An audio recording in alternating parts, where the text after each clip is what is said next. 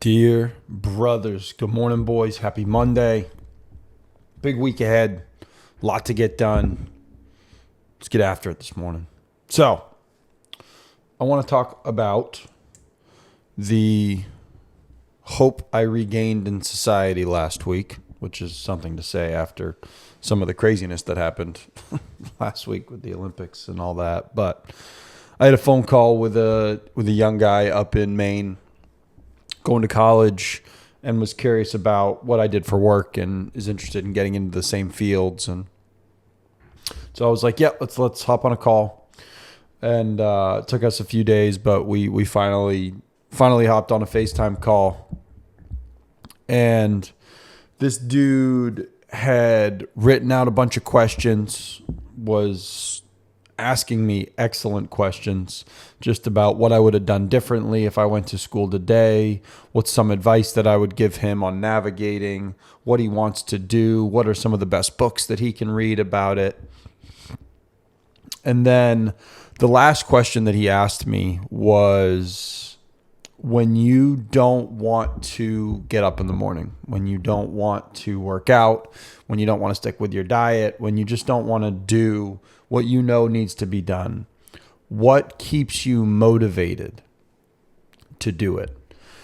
And I just thought that that was an incredible question that, interestingly enough, on the day that he asked me that, so it was in the afternoon, that morning, I put out the video on social media about what motivates me.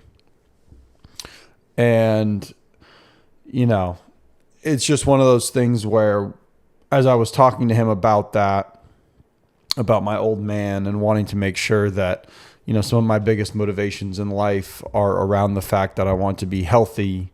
I want to be fit enough to play with my kids, to protect my family, to enjoy my wife.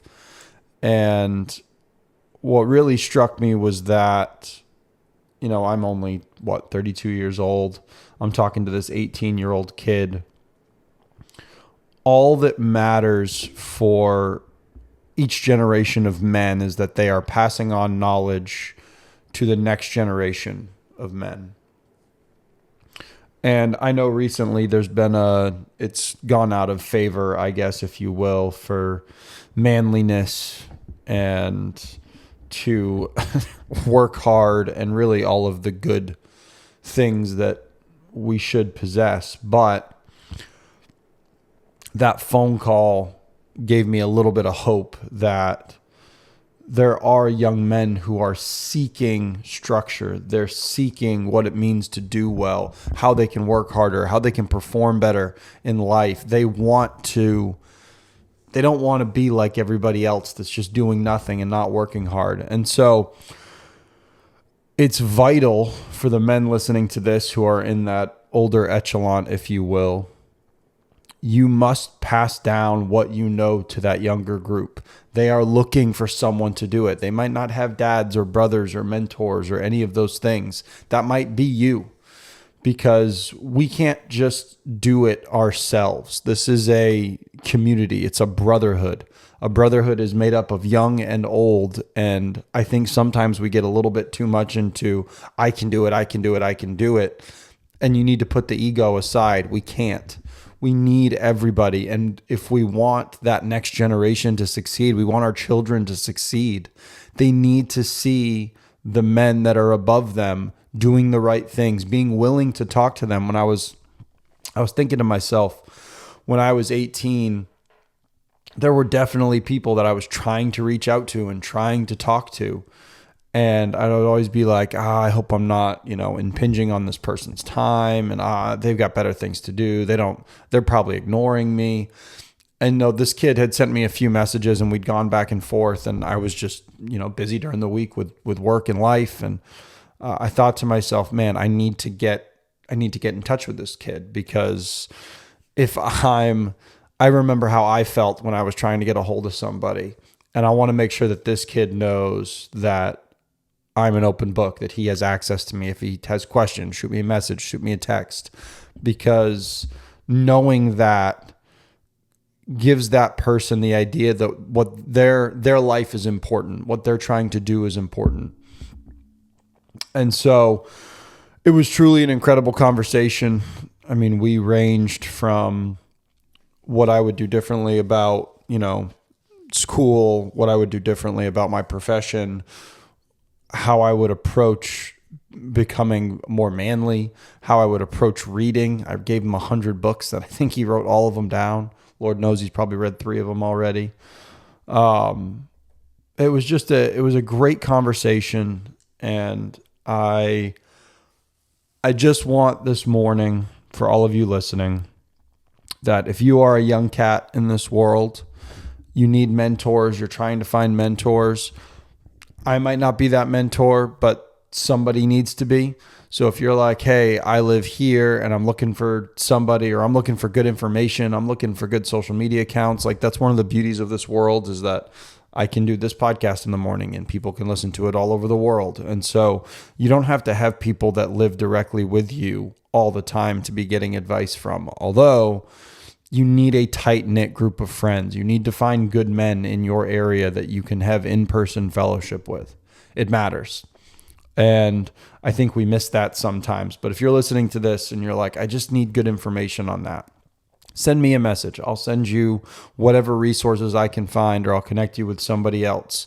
If you're one of the older cats in here, find a way to get into the community with other men. I don't know if it's at jiu-jitsu or the gym or your church group. It doesn't matter.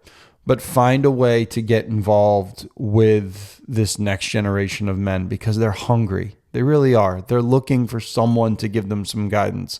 Many of them might be lucky enough to have a dad or an uncle or a grandpa or some kind of mentor who's really, guiding them a little bit as time goes on. But a lot of them don't have that. And even if they do have that, having other perspectives, seeing other men live their lives, knowing that other men are working hard and willing to be leaders and are fighting for their families, they need to see that. They need to know what it's like to be manly, not this faux macho crap, and certainly not this effeminate version that we seem to be espousing constantly, but the version of men where we're working and keeping. And that takes on a host of different flavors, but young men need to see that. They need to know that that's more than okay. It's what we're called to do.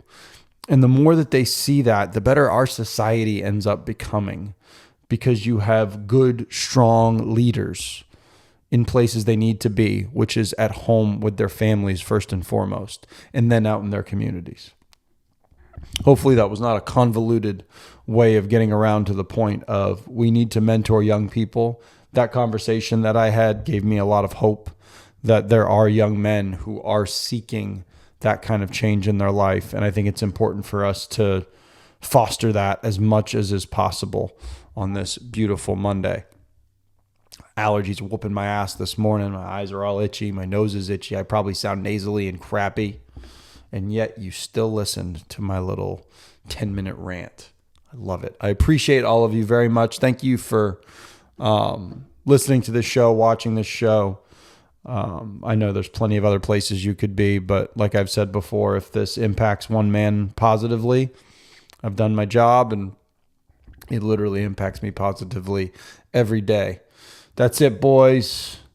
I love you all. God bless. Be strong. Let's get after it today. Let's have a Monday, huh? See ya.